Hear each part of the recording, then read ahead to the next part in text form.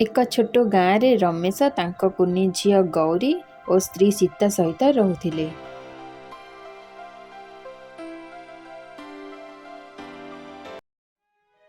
ସେମାନେ ବହୁତ ଗରିବ ଥିଲେ। ମା, ବାବା ଆସିଗଲେ। କ'ଣ ଅଛି କି ଖାଇବାକୁ? ତାହେଲେ ମୋତେ ଶୀଘ୍ର ଦେଇଦିଅ। ଖାଇସାରି ମୁଁ କାମକୁ ଚାଲିଯିବି।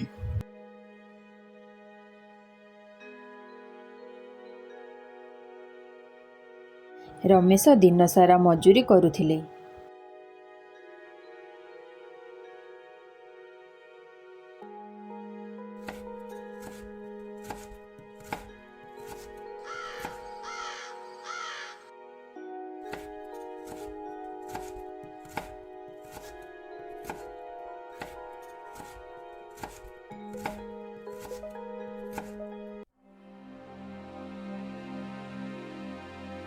ତଥାପି ଘରେ କେବେ କେବେ 2 ବେଳା ଖାଦ୍ୟ ମଧ୍ୟ ମିଳୁନଥିଲା। ଥରେ ରମେଶ ବସିଥିବା ସମୟରେ ତାଙ୍କ ଝିଅ ଗୌରୀ ଯାଇ କହିଲା,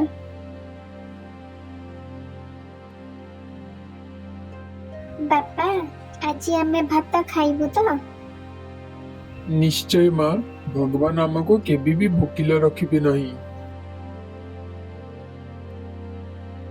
ଠିକ୍ ସେହି ସମୟରେ ସୀତା କ୍ଷୀର ଗ୍ଲାସ ଧରି ଆସିଲା।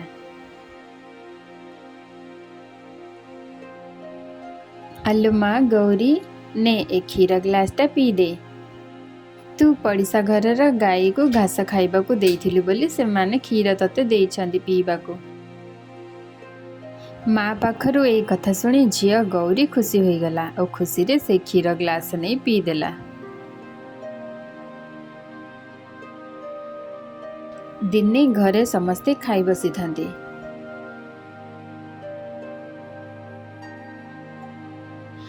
ଆରେ ବସିଛ କ'ଣ ଯେ, ଖାଉନ? ହଁ ଖାଉଛି, ତୁମେ ବି ଖାଅ। ଠିକ୍ ସେହି ସମୟରେ ଜଣେ ବୃଦ୍ଧ ମହିଳା ଘରର ଦ୍ୱାର ପାଖରେ ଆସି ଠିଆ ହେଲେ ଆଉ କହିଲେ, ଆରେ କିଏ ଅଛ? ମତେ ଟିକେ କିଛି ଖାଇବାକୁ ଦେଇପାରିବ କି? ଭୋକରେ ମୋ ପେଟଟା କ'ଣ ହେଇଯାଉଛି।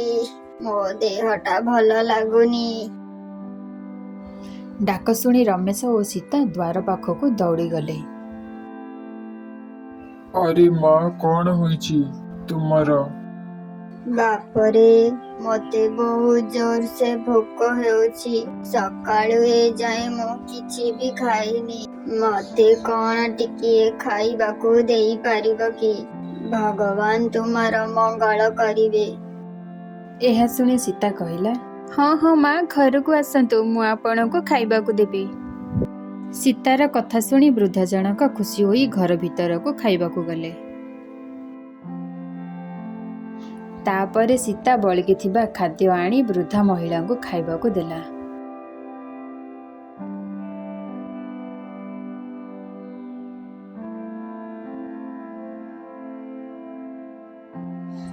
ଆରେ ମା, ଖାଦ୍ୟ ତ ବହୁତ ସ୍ୱାଦିଷ୍ଟ ହୋଇଛି। ପୁରା ମନ ଶାନ୍ତି ହୋଇଗଲା। ହେଲେ ଏଯାଏଁ ମୋର ଭୋକ ମରିନି। ମତେ ଆଉ କିଛି ଖାଇବାକୁ ଦେଇପାରିବ କି? ହଁ ମା, ଆପଣ ବସିଥାନ୍ତୁ, ମୁଁ ଯାଇ ଆଉ ଆଣି ଦଉଛି। ହେଲେ ମା, ଆପଣ କ'ଣ ଖାଇବେ? ଆପଣ ତ କିଛି ଖାଇନାହାନ୍ତି ଏଯାଏଁ। ଆପଣଙ୍କ ଖାଦ୍ୟ ଯଦି ମାଆକୁ ଦେଇଦେବେ ତାହେଲେ ଆପଣ କ'ଣ ଖାଇବେ? ଆରେ ମା, ଗୋଟେ ଦିନ ନ ଖାଇଲେ ଚଳିବ, କିନ୍ତୁ ଘରକୁ ଆସିଥିବା ଅତିଥିଙ୍କର ସେବା କରିବା ଆମର ପ୍ରଥମ କର୍ତ୍ତବ୍ୟ ଅଟେ। ତାପରେ ସୀତା ନିଜର ଖାଦ୍ୟ ମଧ୍ୟ ଆଣି ବୃଦ୍ଧାଙ୍କୁ ଖାଇବାକୁ ଦେଇଦେଲା। ଠିକ୍ ସେହି ସମୟରେ ହଠାତ୍ ବୃଦ୍ଧାଙ୍କ ଚାରିପାଖରେ ସୁନେଲି ଆଲୋକ ଛାଇଗଲା। ସେହି ବୃଦ୍ଧା ଜଣକ ଗୋଟିଏ ସୁନ୍ଦର ପରୀରେ ପରିଣତ ହୋଇଗଲେ। ଆଉ ଏହା ଦେଖି ରମେଶଙ୍କ ପରିବାର ଆଶ୍ଚର୍ଯ୍ୟ ଓ ଭୟଭୀତ ହୋଇଗଲେ। ତୁମେ କିଏ ଦେବୀ? ତୁମେ ଆମ ଘରକୁ କ'ଣ ପାଇଁ ଆସିଥିଲ? ଆରେ ନା, ଭୟ କର ନାହିଁ। ମୁଁ ହେଉଛି ପରୀ। ମୁଁ ତୁମମାନଙ୍କର ଦୟା ପରୀକ୍ଷା କରୁଥିଲି। ତୁମେ ନିଜେ ଭୋକିଲା ଥାଇ ମଧ୍ୟ ଅନ୍ୟକୁ ସାହାଯ୍ୟ କଲ।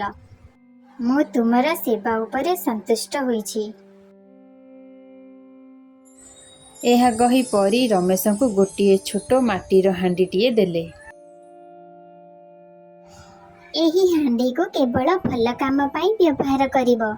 ତୁମେ ଯେତେବେଳେ କହିବ ଦୟାର ଫଳ ଦିଅ, ଏହା ଖାଦ୍ୟରେ ଭରିଯିବ। ଏହା କହି ପରୀ ସେଠାରୁ ଚାଲିଗଲା।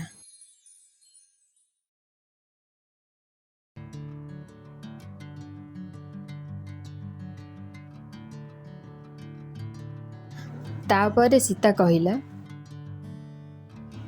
ଏ ମାଟି ହାଣ୍ଡି ଆମକୁ ଦୟାର ଫଳ ଦିଅ। ଏହା କହିବା ସଙ୍ଗେ ସଙ୍ଗେ ମାଟି ହାଣ୍ଡିଆରେ ଖାଦ୍ୟ ପୂର୍ଣ୍ଣ ହୋଇଗଲା।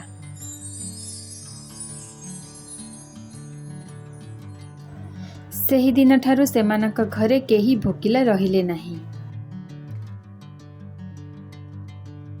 ଯିଏ ଭୋକିଲା ଆସୁଥିଲା ସେମାନେ ତାକୁ ଖାଇବାକୁ ଦେଉଥିଲେ।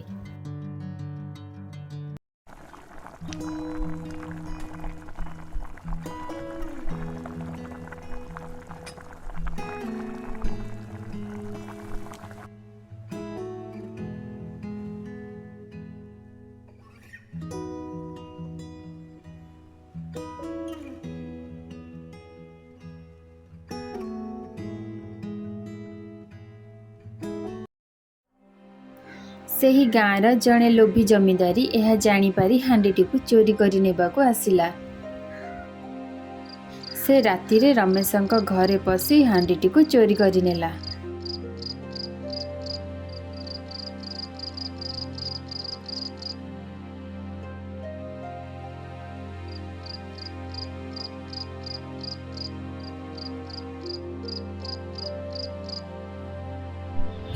ଏବେ ସବୁ ସୁନା ଆଉ ଖାଦ୍ୟ ମୋର ହେବ। ଏ ମାଟି ହାଣ୍ଡି ମତେ ଦୟାର ଫଳ ଦିଅ। ଏହା ଶୁଣି ସଙ୍ଗେ ସଙ୍ଗେ ହାଣ୍ଡିରୁ ଖାଦ୍ୟ ବଦଳରେ ଧୂଆଁ ବାହାରିଲା ଆଉ ଜମିଦାର ଭୟରେ ଥରି ଉଠିଲା। ଆରେ ଆରେ ଏ କଣ ହେଇଯାଉଛି? ଖାଦ୍ୟ ଓ ସୁନା କାହିଁ? ଏ ଧୂଆଁ କେଉଁଠୁ ଆସିଲା? ଠିକ୍ ସେହି ସମୟରେ ପରୀ ପୁଣି ଆସିଲା ଆଉ କହିଲା, ତୁ କିଏ? ତୋ ପାଖକୁ ଏଇ ହାଣ୍ଡି କେମିତି ଆସିଲା? ତାହେଲେ ତୁ ନିଶ୍ଚୟ ଚୋରି କରି ଆଣିଛୁ। କିନ୍ତୁ ମନେ ରଖ, ଏହି ଯାଦୁ କେବଳ ଭଲ ମନ ଥିବା ଲୋକଙ୍କ ପାଇଁ ହିଁ କାମ କରେ, ଲୋଭୀ ଲୋକଙ୍କ ପାଇଁ ନୁହେଁ। ଜମିଦାର ନିଜ ଭୁଲ ବୁଝି କ୍ଷମା ମାଗିଲା।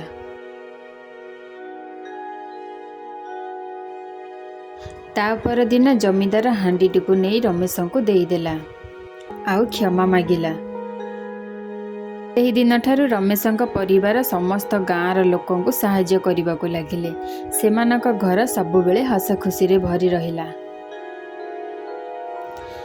ଦୟା ଓ ନିଷ୍କାମ ସାହାଯ୍ୟରେ ଫଳ ସବୁବେଳେ ଭଲ ହୁଏ। ଲୋଭ କେବେ ସତ ସୁଖ ଦିଏ ନାହିଁ। ଭିଡ଼ିଓଟି ଭଲ ଲାଗିଥିଲେ ଲାଇକ୍ ଆଉ ସବସ୍କ୍ରାଇବ୍ କରିବାକୁ ଭୁଲିବେନି।